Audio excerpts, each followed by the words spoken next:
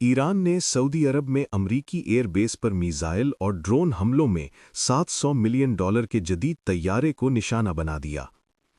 Iran की जानिब से दावा किया गया है कि इसने सऊदी अरब में वाक़ एक अमरीकी ज़ेर इस्तेमाल एयर बेस पर मीज़ाइल और ड्रोन हमला किया है, जिसमें अहम फ़ौजी असासों को निशाना बनाया गया।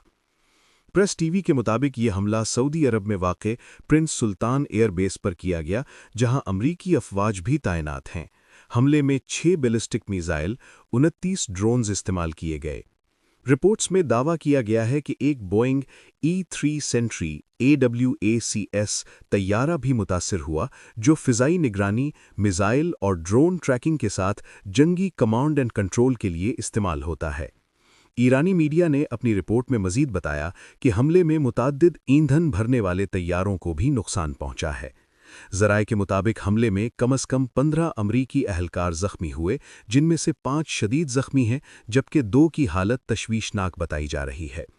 प्रिंस सुल्तान एयरबेस, जो रियाज से तकरीबन 96 किलोमीटर के फासले पर है, इससे पहले भी कई बार निशाना बन चुका है। ये बेस सऊदी फ़िज़ाइया के साथ साथ अमरीकी अफ़वाज भी इस्तेमाल करती है।